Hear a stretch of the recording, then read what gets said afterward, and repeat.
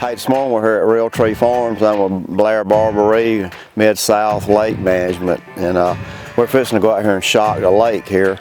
And what we looking for? Well, this lake's about 3 years old, so we're going to just see how the bass population's doing and the forage population, shad and bluegill, make sure they're healthy, and just test the population as a whole to get a good idea of what's going on and how we want to move forward.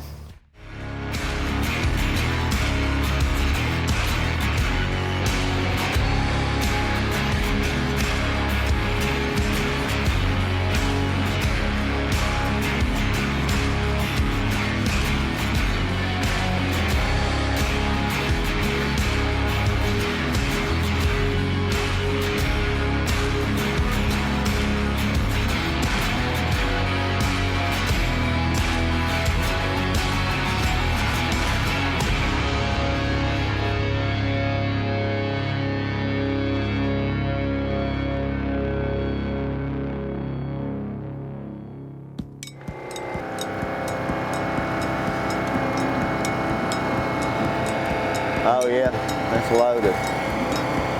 Yeah, stay clear of that. Still a little cool this morning though. Two can't fly.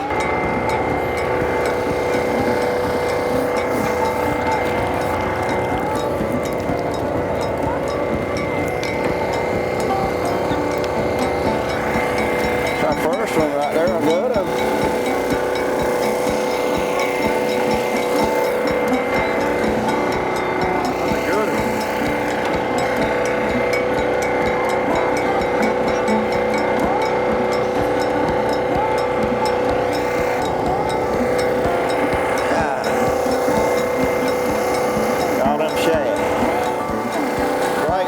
Baitfish right there.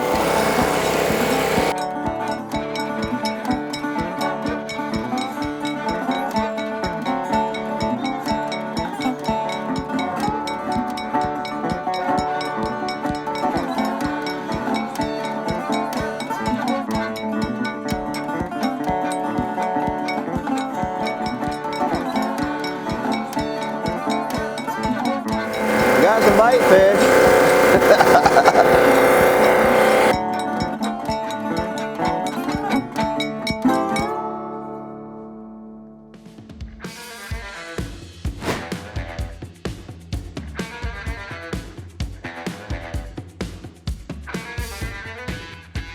As you can see right here behind me, this landowner, it's fall, he's getting ready for hunting season. The plot's disc, the deer stands are looking good. I've noticed he's got trail cameras out already.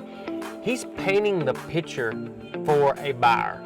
And that's what you want to do. You want, whenever a buyer comes to a place, that he's not having to figure in his head, oh, I got to put deer stands, I got to do this and that. You know, if that's something I do also. You know, I put deer stands on places when I get ready to sell them. I put feeders out, you know, if it's legal in that area. I plant the plots.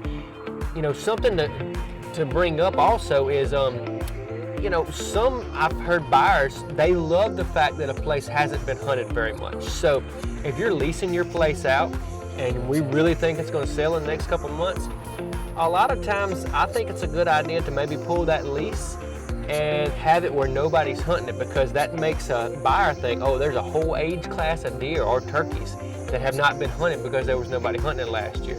It's the little things like this that's going to make your property win over other properties on the market. We usually do it twice a year. We'll do it in the spring and in the fall. It just gives you a good reading on what you got going on in your lakes. Some people do it once a year, but it's good to keep up with it, and you'll know what your balance is on your lake. Yeah, you don't want to use no metal or aluminum handled nets. This fun? Oh, I enjoy doing this.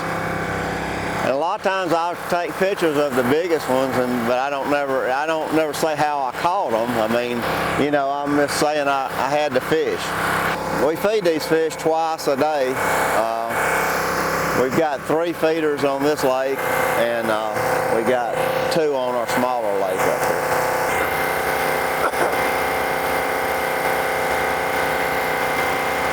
Hard to believe though. I mean, I still thought there'd be some in shallow, but they're not.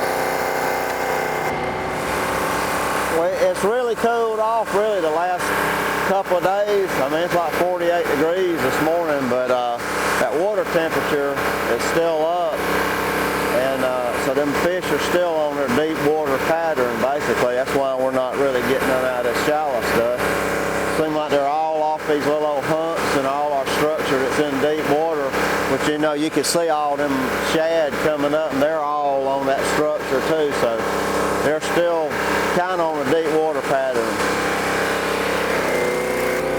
That's what would fool you if you come out here fishing. I'd probably be starting off in that shallow water, you know, thinking the way it cooled down, but this water temperature is still up into the 60s, so you know the bass are still in that deep water pattern. Something that people, when they want to shock their lake, you know, obviously they go out there and say, hey, you know, well, you didn't shock my big fish, you know, I want to see the biggest fish in there. You're not going. It's a sampling tool, so what we're trying to get is a population as a whole. Sometimes we get a big one, sometimes small, but we can weigh and measure all these fish and figure out the conditions of these bass is really what we're looking for, not necessarily how big they are. Of course, we want to know that too, and the customer usually wants to see that big fish, but even if we don't get one today, we know they're in here, the food's in here. So we're looking at the bluegill size structure. We want to see a lot of those 3 to 5 inch brim for the bass to eat, the shad population, and that's why all this fish structure is so important. It's holding all this bait fish, so it's all the forage fish gets a hiding place. Exactly, and we had a ton of shad. Ton of shad, and the bass have places to ambush their prey from. So you may get hung up from time to time, but it's a good thing. So long term. So like you're saying, you're going to measure, you always measure them fish, we weigh and then you weigh them. That's and so then you got a scale. We've got what we call a relative weight scale, and it's a condition of an individual fish compared to a fish at perfect condition. Right. So we take this fish and we'll weigh it and measure it against a fish in a great environment, and it's a percentile. So we really want to see 100% or greater on some of these well-managed, you know, trophy lakes. So I think we're going to see that today. Anything 90 and above is usually good, but we want to see it pushing that envelope of 100%. So kind of like grades I made in school. You want up there. That's right. Yeah. Right. That's exactly right. Yeah. Not my grade, but your grade. This week's featured property comes from Linn County, Kansas. This 223-acre tract is not only a great investment, but it's an awesome recreational tract. Having a 7-acre deep lake, the property has awesome fishing, an unbelievable campsite, and possible great waterfowl hunting. The fields are currently used for hay production, but could be turned into tillable ground. Also, the large timbered areas hold a lot of game and could have possible timber income. It's connected to larger blocks of timber that could filter plenty of game through your property, so the property has great deer, turkey, and small game hunting, plus possible waterfowl hunting in the 7-acre lake.